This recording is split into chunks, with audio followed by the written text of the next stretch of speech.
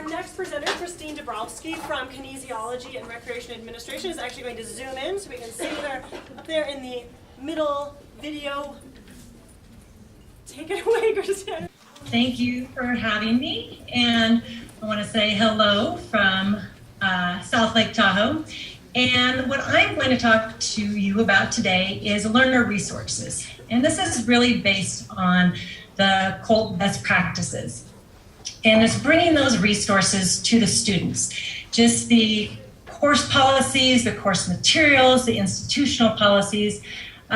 We always want to have them in the syllabus or maybe on an FAQ page, but what I wanted to do is bring them to a place where they would have better access to them. So giving students the tools that they need to succeed.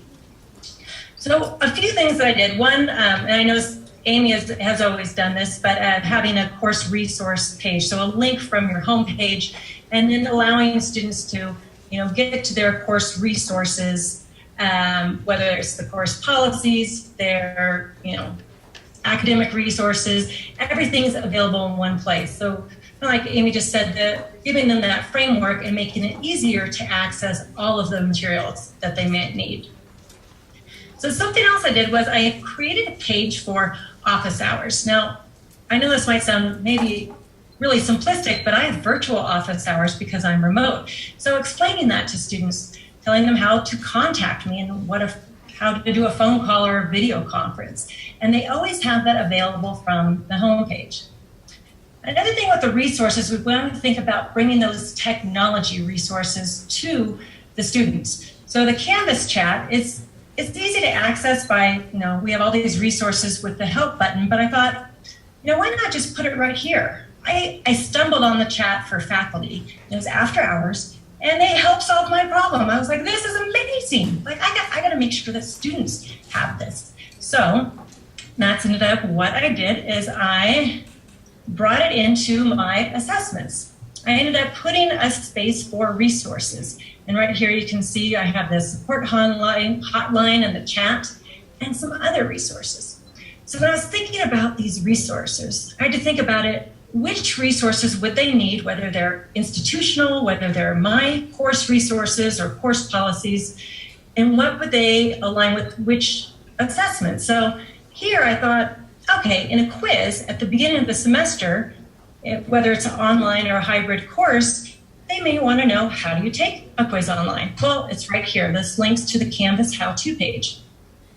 What about needing extra time on exams? Well, I ended up creating this learning disabilities accommodation page. So if students needed extra time, they knew who to contact. They knew where to go. And it also included a lot of other resources. And I have to admit, I'll be honest, when I went to the SBRC website, I learned a lot. I didn't know we had all these resources. This is fantastic. Well, I thought students really needed to have access to these. Also, I put in, again, like an institutional policy. So the HSU academic honesty policy, but then also a late work policy. Now, I've always had a late work policy. It's been in my syllabus, but students always ask me questions. And I'm thinking, what am I doing wrong? So again, if I go back to the best practices, it's really making it very clear for students. So why not write it out? Tell them the steps that they need to take. So I did this for 3 classes. This is very new. And I have to tell you, this has saved me so much time because I don't have that back and forth with students about what is late, what's acceptable, what's not. They email me, they give me the documentation. I have to admit, this is one of the best policies, and I can't believe it took me this long to actually do this. So I want to move on to some of the other, this is an assignment. And again, thinking about the types of resources based on the type of assessment.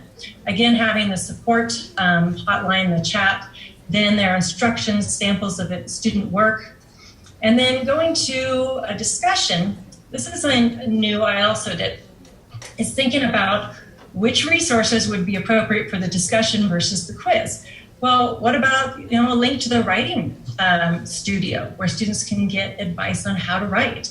A link to the discussion forum guide in the discussion forum as opposed to in my syllabus. And then also some of those academic, institutional policies. I also created a separate area, so resources for just this discussion. So this here is general resources. It's the same on every single discussion. Now, maybe they're not as relevant later in the semester, but since I just copy pasted everything, I kept it exactly the same. But the resources for this discussion are specific tools or resources that they may need to complete that discussion. So the downside, I think, of this is it makes it pretty long, but at the same time, they know exactly where everything is. And then, of course, the instructions for how to access the course rubric. The rubric, of course, sets student expectations. This is another one of the best practices, but it's also a resource for them. So making sure they know how to get to that resource. And that's all I'm going to discuss.